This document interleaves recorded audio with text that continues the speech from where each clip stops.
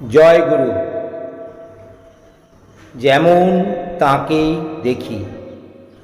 শ্রীনাথ, পর্ব 31। শালগাড়িয়ার কৃষ্ণচন্দ্র গোস্বামীরা হলেন প্রভু অদ্বৈতের বংশধর। শালগাড়িয়া পাবনা শহরের পূর্ব সীমানা লাগা শহরতলি বিশেষ। কৃষ্ণচন্দ্র তখনকার দিনে পাবনা অঞ্চলের একজন খ্যাতনামা পণ্ডিত।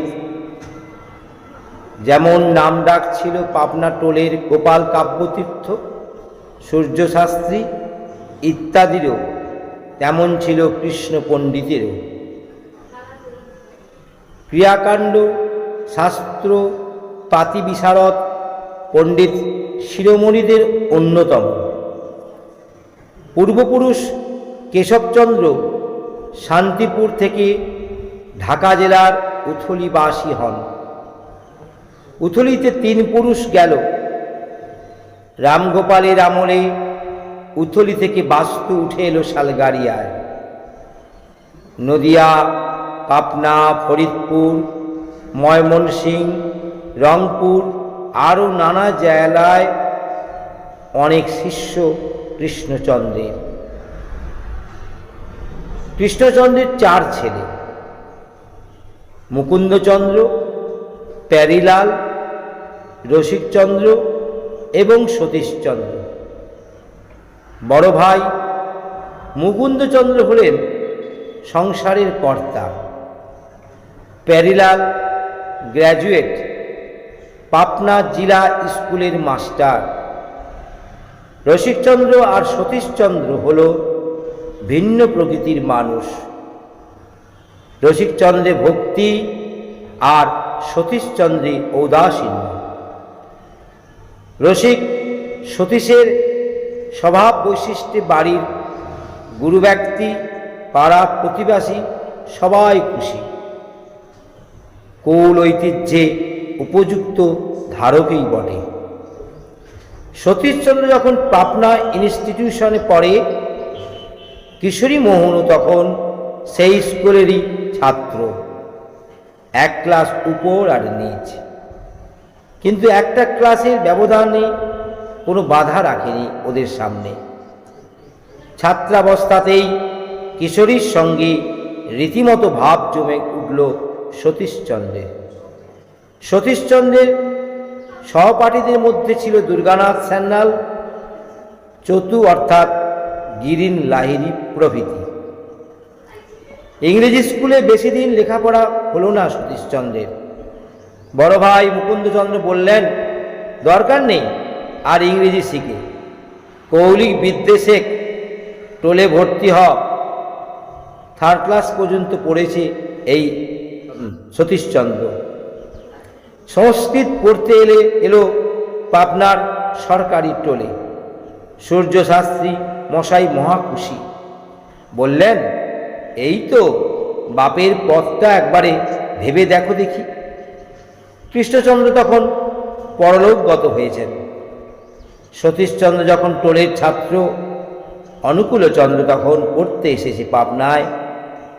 সতীশচন্দ্র প্রায়ই দেখতে পায় এই পড়ুয়াটিকে, টোলের সামনে দিয়ে যায় আর আসে। এই ছেলেটি কে গো? সতীশচন্দ্রের মনোপ্রীতি হয় ছেলেটিকে দেখে। ভাবে, আহা কি চেহারা, কি প্রকৃতির সৌন্দর্যের প্রতিভাস। দেখেই স্নেহ শ্রদ্ধা জেগে উঠত বালকের প্রতি। তারপর দেখেছে আরও একদিন। সে দেখা এক অভিনব দর্শন। অনেক দেখার মধ্যে সে এক অভিনব সাক্ষাৎ। সতীশচন্দ্র কিছুতেই বিয়ে করতে চায় না। যত সম্বন্ধ করেন দাদারা, সবই ভেস্তে দেয় নিজের কারসাজিতে। কখনো বা বিয়ের জোগাড় হচ্ছে শুনলেই পালিয়ে যায় বাড়ি থেকে।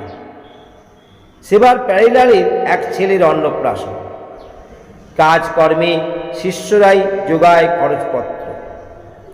ভাইপোর অন্নপ্রাশনের পাওনা আদায় করতে বেরুল সতীশচন্দ্র। কুষ্টিয়া অঞ্চল ঘুরে বেশ কয়েকদিন পরে বাড়ি ফিরে এলো। বাড়ির আঙিনায় এসে ঢুকতেই চকিত হয়ে এদিক ওদিকে একবার তাকায়, দেখে বাড়ির যেন কেমন ভোল বদলেছে।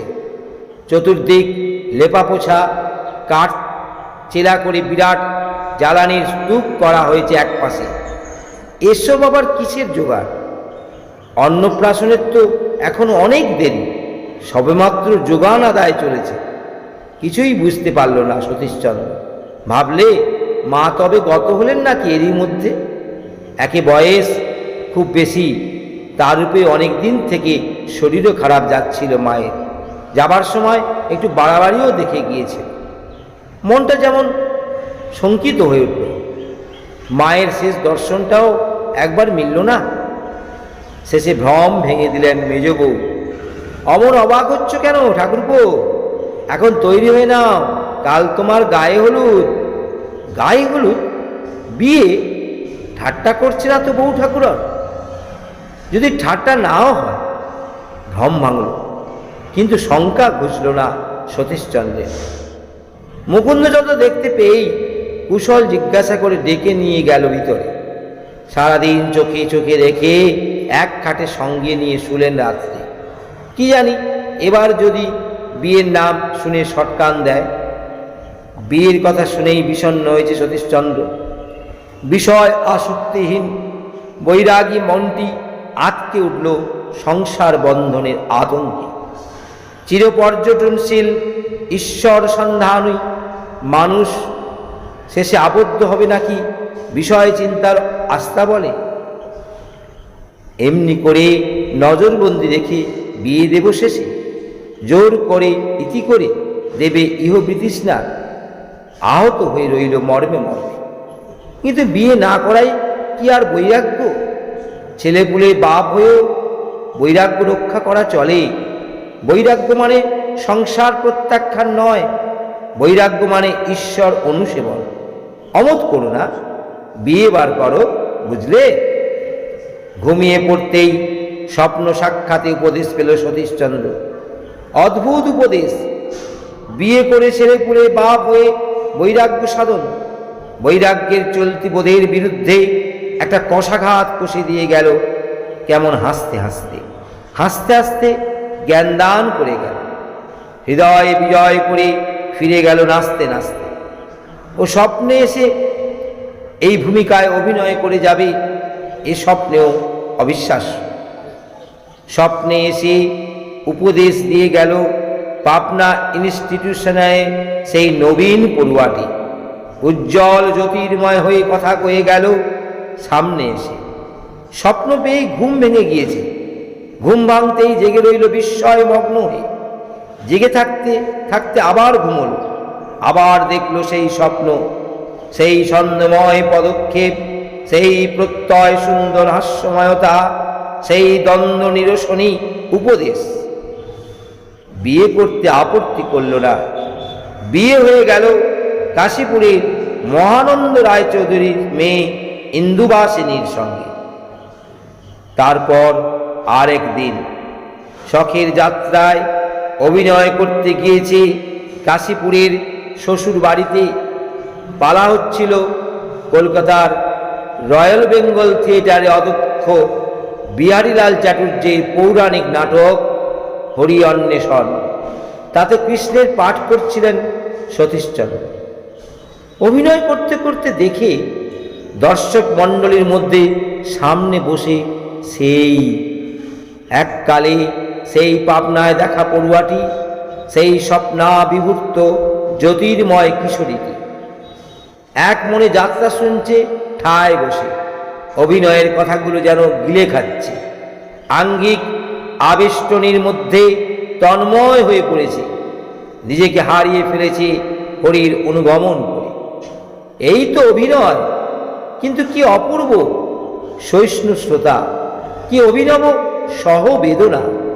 আগাগোড়া যেন তাকে পালা শোনালো সতীশচন্দ্র। শুনল যুবকটির নাম অনুকূলচন্দ্র। এরপর আর দেখা হয়নি অনেক দিন। একদিন পাঠ সমাপন হতে হতেই পাবনা পণ্ডিত সমাজের প্রীতিলাভ করেছে সতীশচন্দ্র। পণ্ডিতের আসরে বাপের আসন ডাকে আসে বিদ্যারত্ন সতীশ গোস্বামী। সতীশ গোস্বামী শুধু দীক্ষাই দেন না, শিষ্যদের নিয়ে কীর্তন করেন, নাচেন। অন্তরাত্মার ঈশ্বরাবেগে একটু পৃথক রকম হয়ে পড়েছেন অন্য লোকের থেকে। অন্তর যেমন অনুরাগ রঞ্জিত, বাহিরও তেমনি ভাব মনোহর। আস্কন্ধ ভ্রমর কৃষ্ণ কুঞ্চিত কেশ, মাঝখান দিয়ে স্মৃতি করা, পরনে পট্টবাস, গায়ে উত্তরীয়, সুগন্ধ চন্দন চর্চিত প্রশস্ত ললাট। বাবরি দুলিয়ে দুলিয়ে কীর্তনে নৃত্য করেন গোসাই। নৃত্য করতে করতে শিবনোত্র হয়ে পড়েন। ভাবের তরঙ্গে ভুজযুগল তরঙ্গায়িত হতে থাকে। শিষ্যবৃন্দ তাকিয়ে ভাবে, এই সেই চৈতন্য পার্শ্বদ অদ্বৈতের বংশাবদংশ। কি ভক্তি, কি প্রেম! সত্যিই বড় প্রেমিক মানুষ সতীশ গোসাই। প্রেম ভক্তি দেখে কুষ্টিয়ার লোকে নামকরণ করল গোপাল ঠাকুর। এদিকে বৈরাগ্য ভাব আবার প্রকট হয়ে উঠল। গৃহ সংসার ভালো লাগছে না, স্থির করলেন বেরিয়ে পড়বেন এবার লম্বা তীর্থ পর্যটনে। 1319 সাল কার্তিক মাস পড়তে পড়তেই বেরিয়ে পড়ল সতীশচন্দ্র, সঙ্গে ইন্দুবাসিনী আর 1 বছরের প্রথম ছেলে হরি। শালগাড়িয়া থেকে পালকি চেপে এলেন বাজিতপুরের স্টিমার ঘাটে। স্টিমারে যাবেন কুষ্টিয়া, কুষ্টিয়া থেকে সুবিধা মতো চাপবেন রেলে। পালকি করে যখন বাজিতপুর ঘাটে এসে পৌঁছলেন তখন স্টিমার আসবার অনেক দেরি। স্টিমার ঘাটে প্রতাপপুরের পুলিন আর মুকুন্দ ঘোষের মিষ্টি দোকান। পুলিন মুকুন্দ 2 ভাই, ওই গোসাইয়ের শিষ্য। দোকানে ছিল পুলিন ঘোষ।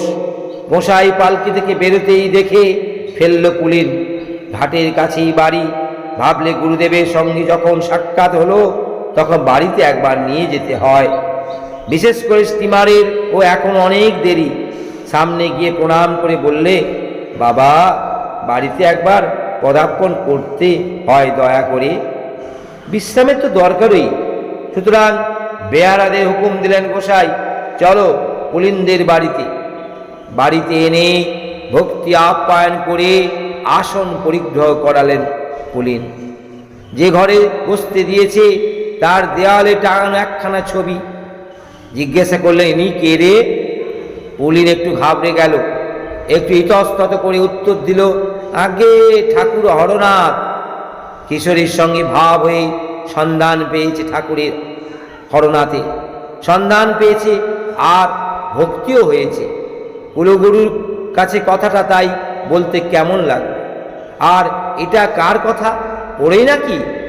ছবির কাছে টাঙানো কার্ডবোর্ড বাঁধা একটি লেখা, ভোগের দ্রব্য নিকটে রাখিয়া ত্যাগের নামই ত্যাগ, মনে মনে ত্যাগ ভ্রান্তি মাত্র।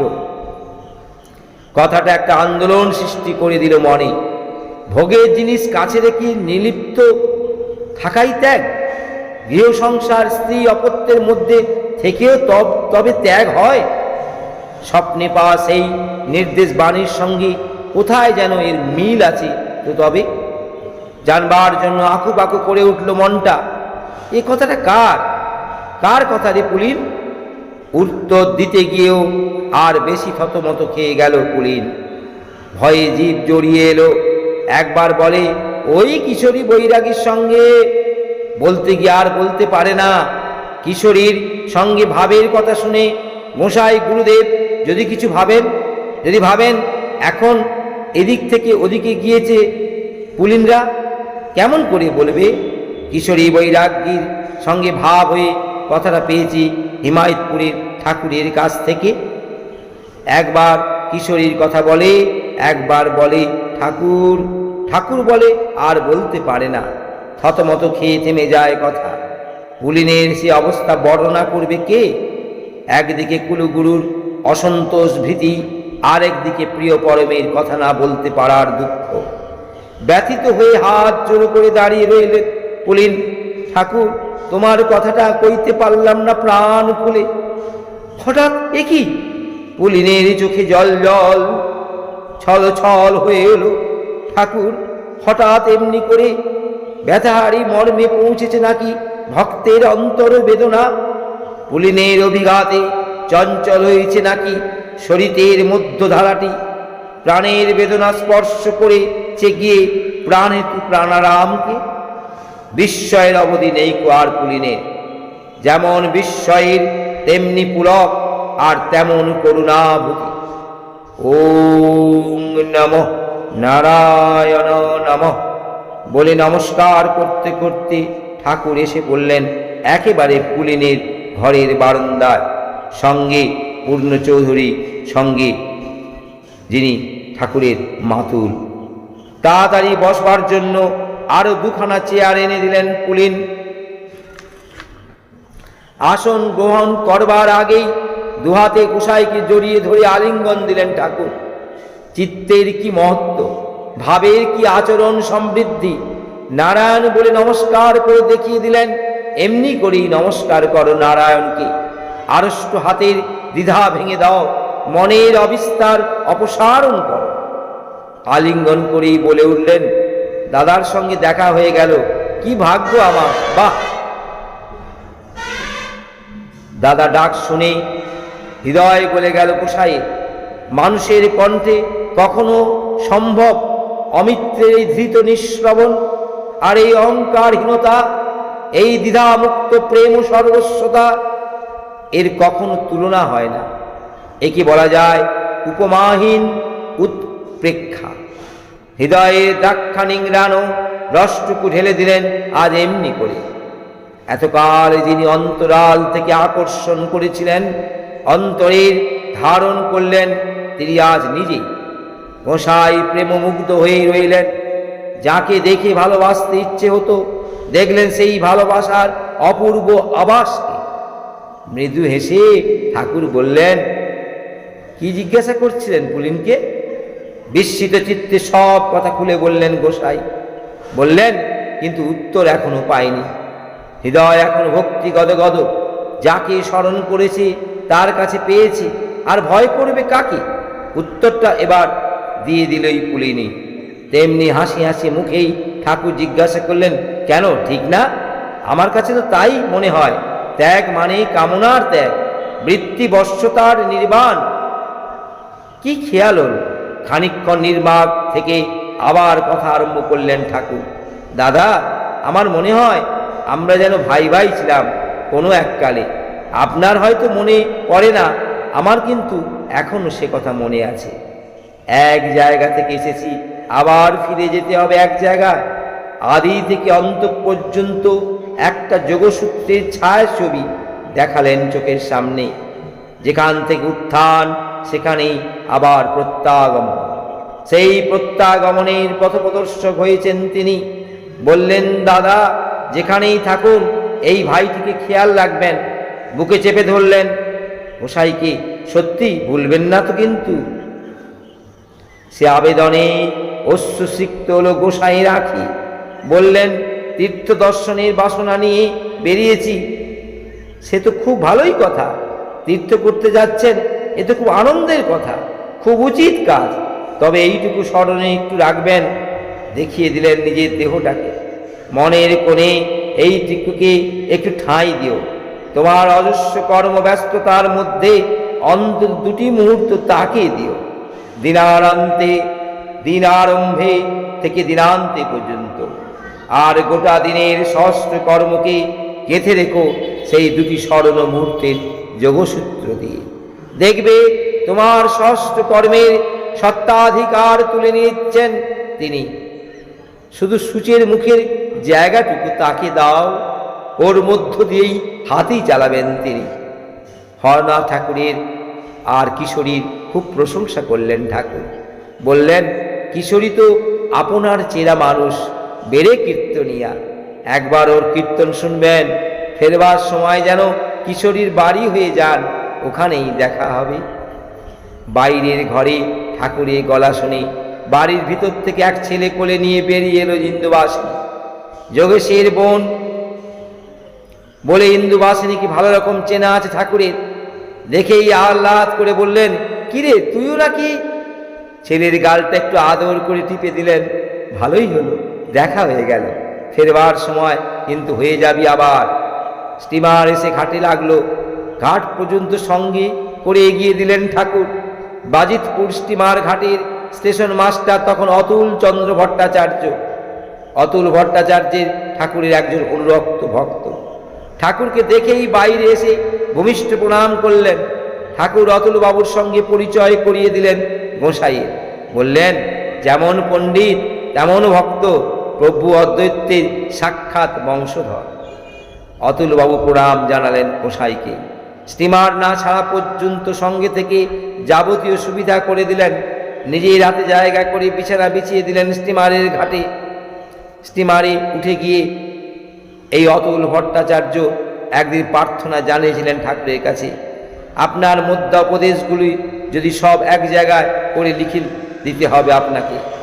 একখানা পকেট সাইজের উপদেশ মিত্র পেলে আমার খুব সুবিধা হয়।